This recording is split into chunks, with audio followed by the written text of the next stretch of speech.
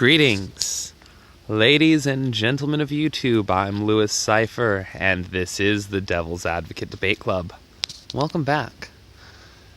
Today I'd like to talk to you a little bit about Alexandria Ocasio-Cortez and the possibility that, regardless of what she said in the press recently, she wants you to start eating babies. Now, Alexandria Ocasio-Cortez is an extremist, totalitarian contrarian, which basically means that she takes the most extreme and most politically overreaching side in opposition of basically whoever she can.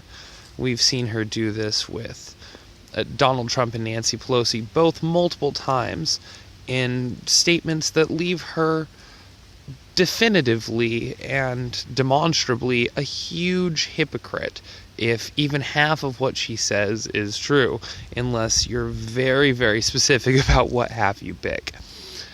So, Alexandria Ocasio-Cortez has recently had a town hall meeting where a person who was probably making fun of her popped up in an Eat the Children, Save the World t-shirt. This is in response, I believe, and others believe, to an article recently about how we should start normalizing the idea of eating people, eating corpses, because it would be good for the environment if we got some of our protein and our meat there. Now, there are all kinds of problems with humans consuming human tissue. The proteins that we get from them can actually lead to a series of genetic diseases and disorders. It's complicated, but let's just go ahead and say you don't want to eat people. Now, there might be a way to process the meat into something which would be healthy for consumption, but I just think that there are a lot of other options that we should be exploring before looking into the concept of eating corpses. However, there's something we need to talk about morals and babies. See, the moral argument for eating a corpse is absolutely no different than the moral argument for eating an animal, and it's actually the same argument for abortion. I'll explain, but what this basically means is that vegans, like anyone who's a vegan who doesn't believe that we should be eating meat, should absolutely be pro-life. And anyone who believes that it's okay to eat meat should be not just pro-choice, but morally, theoretically speaking, okay with killing a toddler. Here's why. In the doctor's code of ethics, I can't think of the actual name of it right now, but basically, doctors take an oath to do no harm, and this comes with a strict code of ethics and a few caveats behind it. One of which is the ability to eat meat, and the other is to perform abortions, which could both be considered harmful.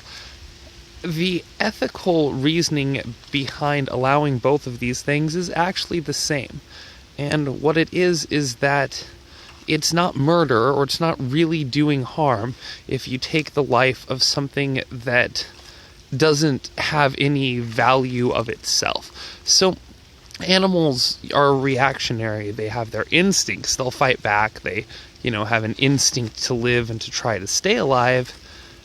However, from what we've seen, from any of the studies we've done at least so far, with maybe a couple of exceptions in the more intelligent species, most animals have no sense of self, no idea of who they are separate from the herd. They operate on instincts.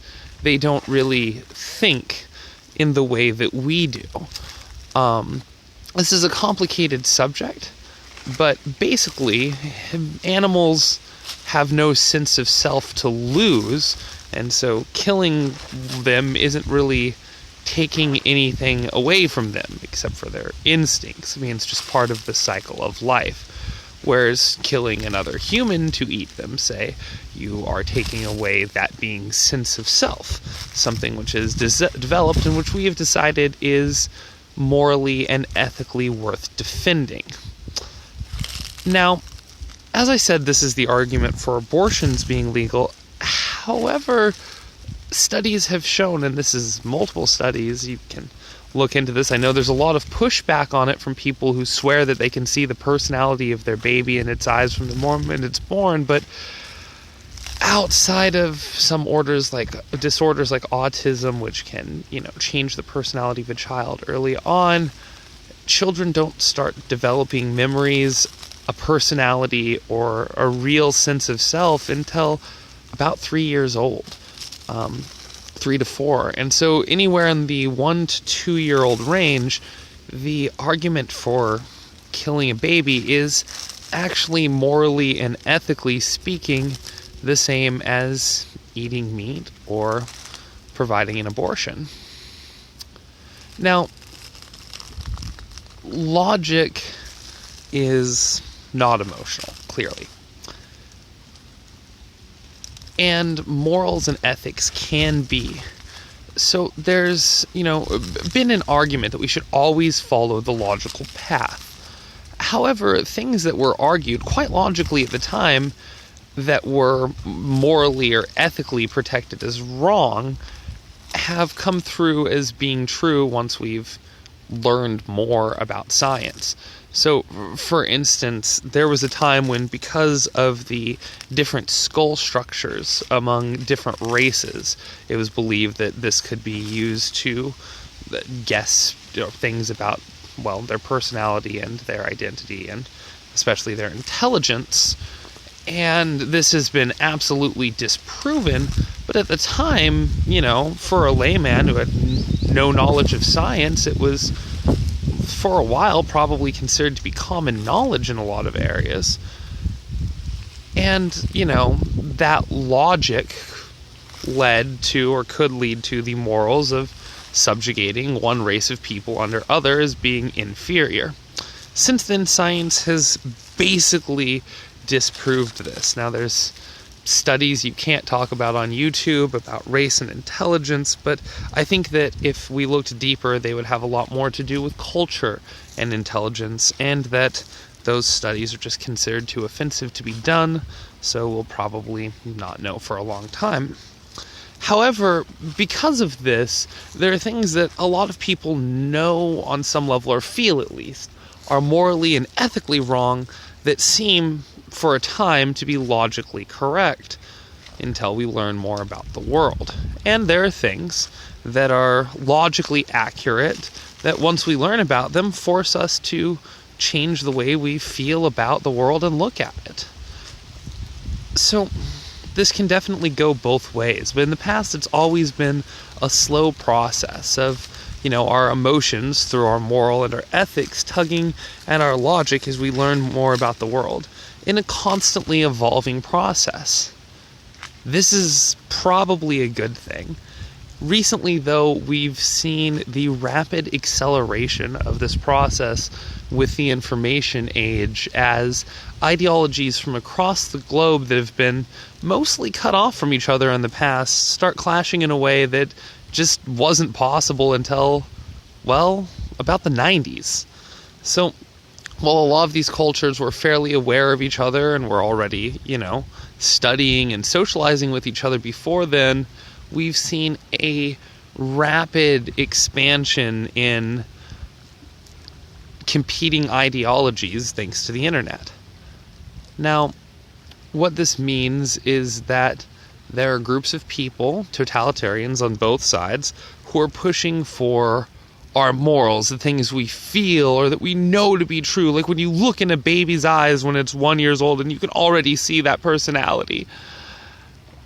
There are people pushing for totalitarian emotional moralism, and there are people pushing for totalitarian logicalism, I guess I would say, which is, it's fine to abort fetuses and eat meat because, they don't have a sense of self.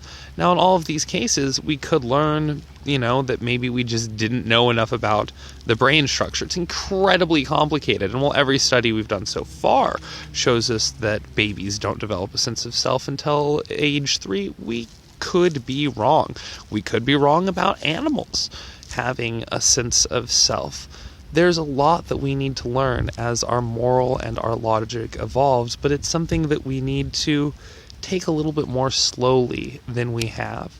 We need to take more time for reflection of these things rather than just jumping on the bandwagon when we learn that it might be logically acceptable under our current moral structure to eat toddlers for the sake of the environment. Now, this goes back to the video I did on rapid onset environmentalist disorder. I think that the extremes that groups of people are willing to go to, either to quote-unquote disprove climate change or to fight it, are ridiculous. I think the moderate middle ground solutions exist and are being largely ignored by both sides, which just pisses me off. However, I think the reason is because moderation doesn't sell. It's not interesting. It doesn't get you in prime time. No. Totalitarian, extremist, and, especially if you've got good catchphrases for it, that's what gets you into the limelight. So Alexandria Ocasio-Cortez is making a bid for the presidency. She hasn't said this yet, but I think if you watch her political career, it's quite clear that that's where it's headed. If not in 2024, then soon after. So to do this, she needs to build a base of people who will basically just follow what she says. By taking one side in the totalitarian extremism on some issues and the other side on others, she's not really accomplishing much for building her own base. But it's a very, very admirable attempt that's got her a lot of media attention, and it's certainly a way to get yourself in the limelight. If she, as she tends to do, starts out with her extremist rhetoric to get the spotlight on her and then walks everything back to something more logical, you'd have to have the social graces of a sea sponge to think she was serious with those earlier statements. Well, she just might gain a basis of support, especially in the fractured Democrat Party. So, extremism is something that these people who use it can play off of. And if we did, say, in one or two states, start legalizing eating corpses or eating babies, there would be a huge pushback from, the conservative moralists and probably people from all sides to a degree. And that's something that she could use off of as a jump-off point.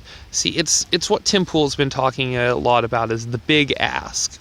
Okay, well, how about, since it's morally acceptable, if people hit the terrible twos and can't make it through, it's becoming psychologically distressing to deal with their 2-year-old, you just kill it and eat it. It's good for the environment, less people anyway, right?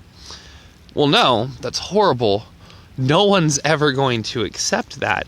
You look at a baby, and regardless of what logic tells you, your emotions, if you're a sane human being and not a sociopath, are going to prevent you from taking this action. Well, okay, how about we just eat corpses, people who are already dead? All of a sudden, corpses and bugs sound a lot more reasonable, even though they all fit within the same logical spectrum.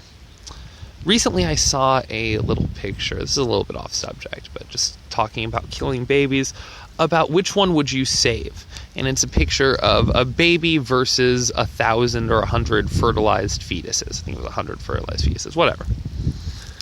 And Ben Shapiro's reaction to this was something along the lines of, well, if you were, one of the last people on Earth and blah, blah, blah, blah, which one would you save? And yeah, build your straw man. Clearly in this completely separate incident where we have to worry about the survival of the human species, the embryos would probably be the obvious choice, logically or morally.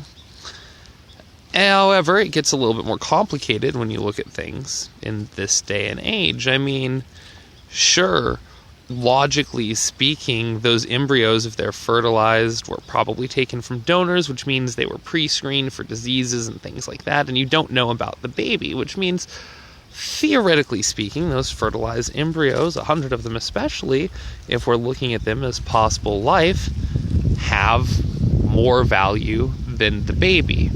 So if you stop and think about it logically, you might, purely using logic, grab the embryos.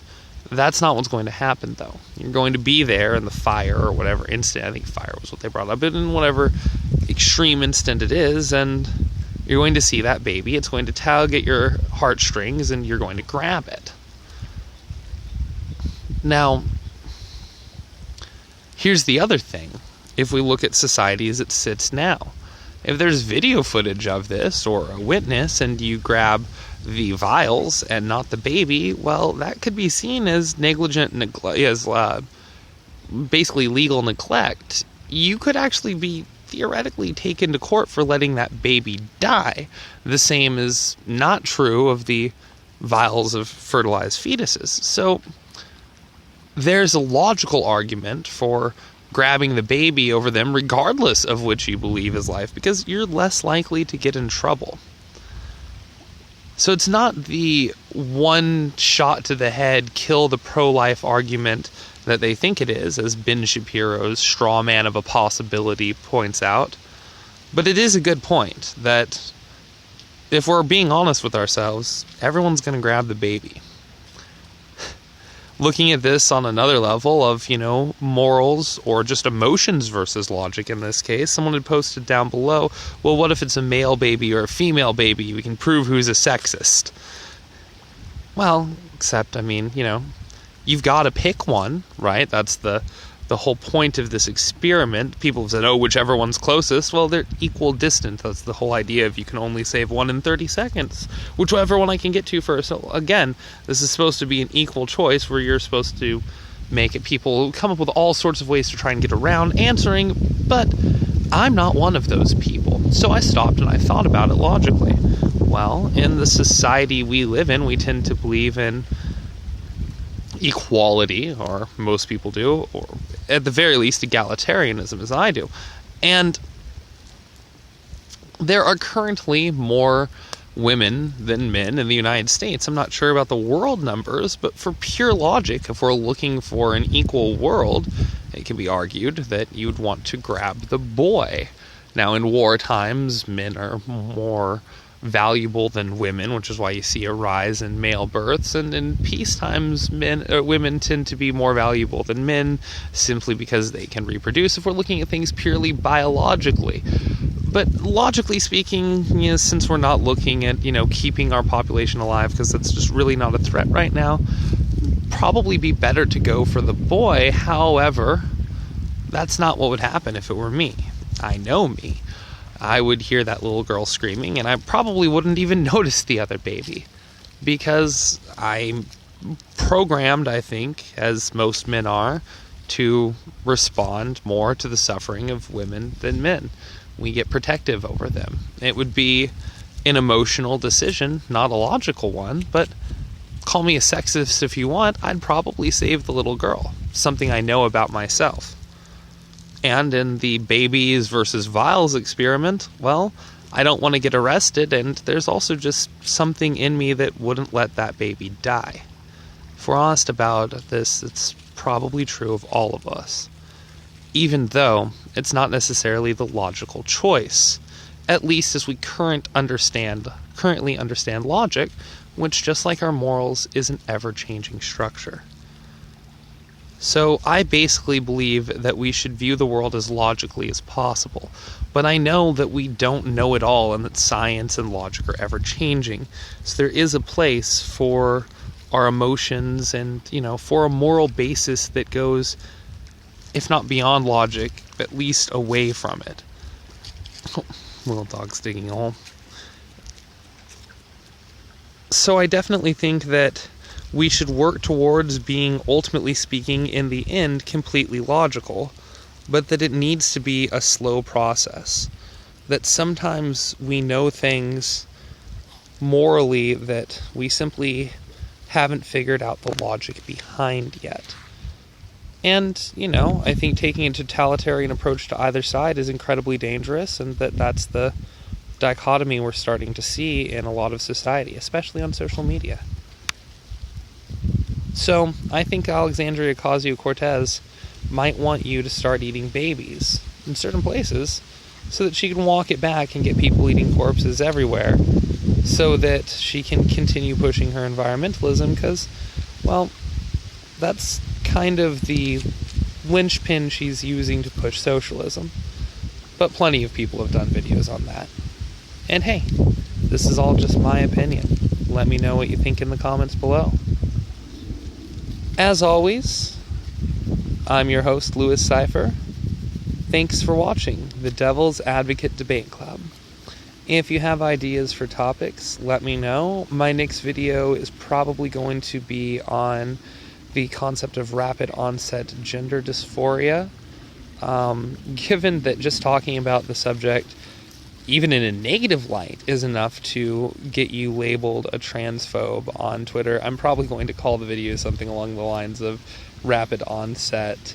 Oh God, I had some of those rapid onset attacks of tramphobia. Anyway, I have a whole thing planned out for that video, but I'm doing it at the request of one of my viewers, and I love subject requests, just as I love debate. So if there's something you'd like to hear me drone on about, let me know. Anyway, have a good one.